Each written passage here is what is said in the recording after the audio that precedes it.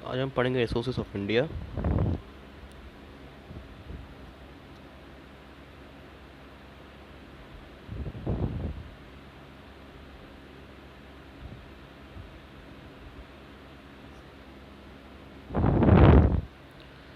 सबसे पहले चैप्टर क्या होता है कि मिनरल्स क्या होते हैं। तो earth crust is made of different types of minerals embedded in rocks. Various metals are extracted from this minerals after proper refinement.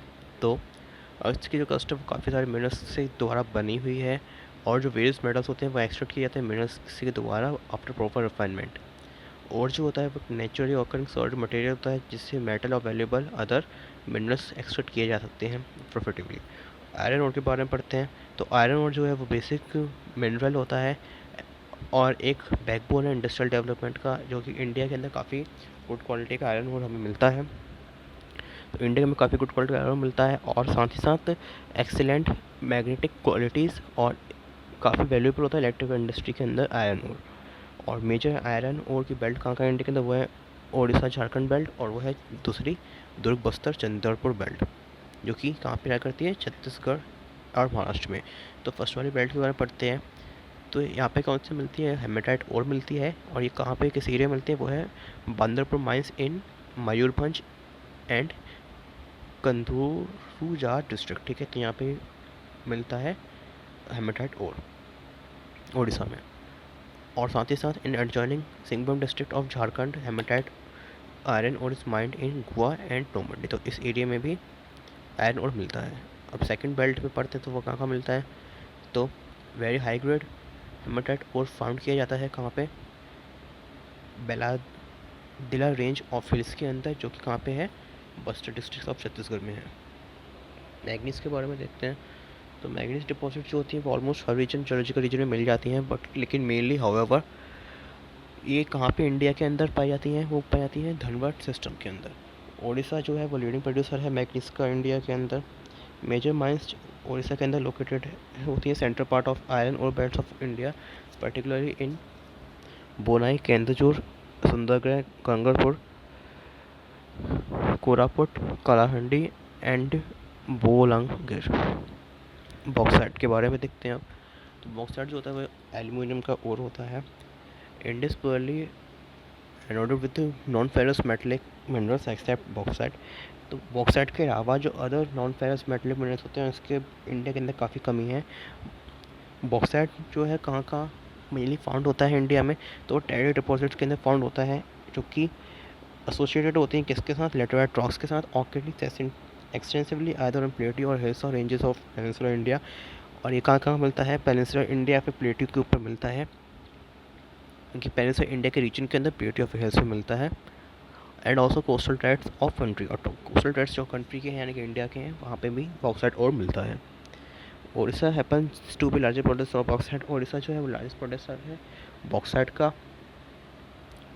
कराहंडी और सबलपुर लीडिंग प्रोड्यूसर्स हैं, और ये दो जो जगह है ये भी लीडिंग प्रोड्यूसर्स हैं बॉक्साइट ओर की। कॉपर के बारे में देखते हैं।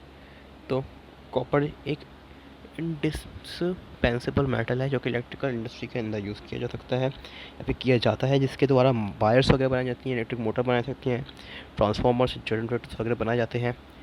और ये अलाइबल होता है, मेलेबल होता है, डक्टिलिटी भी इसके अंदर होती है।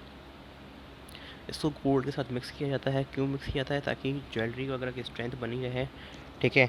कॉपर डिपॉजिट जो होते हैं वो कहाँ मिलते हैं इंडिया के अंदर, तो वो मिलते हैं सिंहभूम डिस्ट्रिक्ट के अंदर, झारखंड के बालाघाट डिस्ट्रिक्ट के अंदर of Madhya Pradesh, and Jhunjhunu and urban district of Rajasthan. Mica के बारे में देख लेते हैं एक बार अब और। तो due to its excellent dielectric strength, low power loss factor, insulating properties, and resistance to high voltage, mica is one of the most indispensable mineral used in electric and electronic industry. अब electronic and electric industry के अंदर इसका use किया जाता है।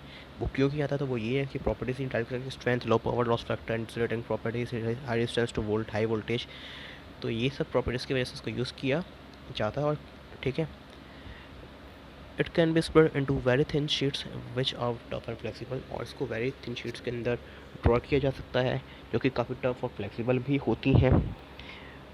Mika India के अंदर कहाँ प्रोड्यूस किया था, वो किया था झारखंड के अंदर, आंध्र प्रदेश में, तेलंगाना में, राजस्थान में, और इनके बाद जो मतलब लीडिंग प्रोड्यूसर तो ये थे, बाकी सेकंड नंबर प्रोड्यूसर्स आते हैं वो कौन से हैं, तो वो है Tamil Nadu, West Bengal and Madhya Pradesh. Coal coal occurs in rock sequences mainly of two geological ages, namely Gondwana and Tertiary deposits। कोल जो होता है वो रॉक से बनाया जाता है, ठीक है। और ये कहाँ का मिलता है, मेरी इंडिया के अंदर टेल्टर डिपॉजिट्स वो जो होती हैं और गोंडवाना रीजन के अंदर मिलता है। अबाउट 80% ऑफ कोल डिपॉजिट्स वो इंडिया के अंदर जो है वो बिटुमिनस टाइप की हैं और नॉन कॉकिंग ग्रेड की हैं। Most important Gondwana gold fields of India जो है वो कहाँ पे, वो दामोदर वैली के अंदर लोकेटेड है, ठीक है। और ये कहाँ पर लाई करते हैं, झारखंड बंगाल कोल बेल्ट के अंदर लाई करते हैं। The important coal fields in this region कौन कौन से, तो वो हैं रानीगंज, झरिया, बोकारो, गिरिडीह एंड कानपुर। झारे जो है वो लार्जेस्ट कोल फील्ड प्रोड्यूस करने वाली माइन है इंडिया के अंदर, ठीक है। और सेकंड नंबर पर कौन सी है, वो है रानीगंज। पेट्रोलियम देखते हैं तो पेट्रोलियम क्रूड ऑयल कहाँ से हमें मिलता है, वो होता है सेडिमेंट्री रॉक्स वगैरह से मिलता है ट्राइट्री ट्री पीरियड के।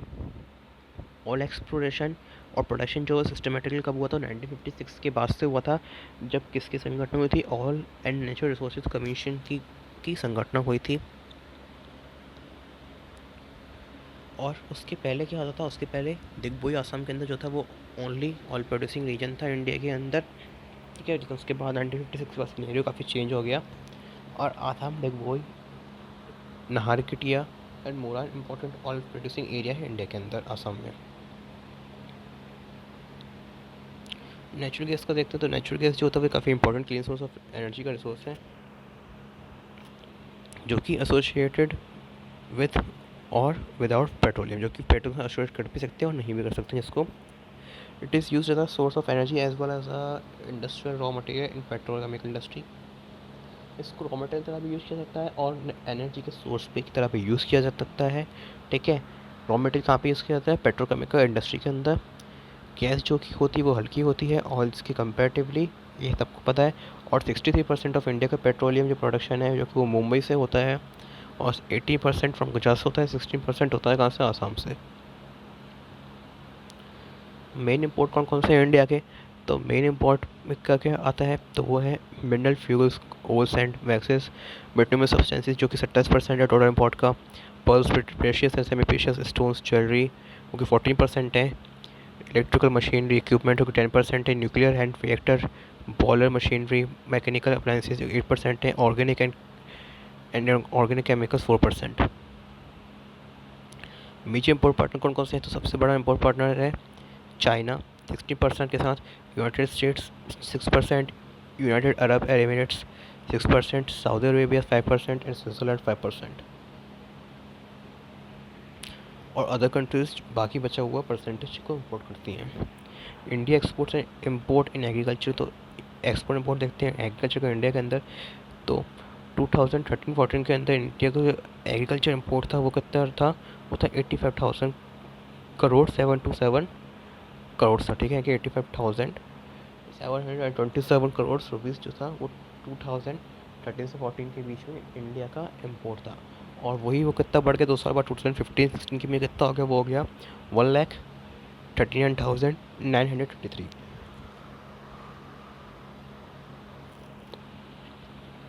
In terms of global agriculture and food exports India कौन सी रैंक है, वो है 10th रैंक है। लार्जेस्ट एक्सपोर्ट इंडिया का जो है फार्म सेक्टर के अंदर वो है बासमती राइस का। और लार्जेस्ट इम्पोर्ट जो है प्रोडक्ट जो सबसे किया जाता है वो कौन सा है, वो है एडिबल ऑयल। प्रैक्टिस का कुछ क्वेश्चन देख लेते हैं एक बार। तो resources which are found everywhere are known as, जो हर जगह रिसोर्स मिलते हैं उनको क्या बोलते हैं, यूबीशियस, ठीक है।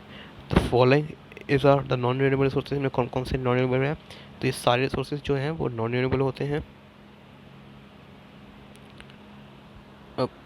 The balancing the need to resource and also to conserve them और फ्यूचर यूजेस, यानी कि रिसोर्सेज को बैलेंस भी करना और फ्यूचर यूज़ के लिए कंजर्व भी करते रहना, ठीक है। तो ये इसको क्या बोलते हैं, तो इसको बोलते हैं सस्टेनेबल डेवलपमेंट, यानी कि इसका आंसर क्या होगा, ए।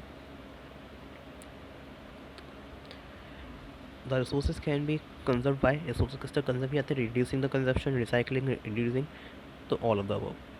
Land covers only about -% of total area of earth surface, तो वो के आंसर क्या होगा, 25%, क्योंकि 75% ऑफ अर्थ पे क्या है, वाटर ही है।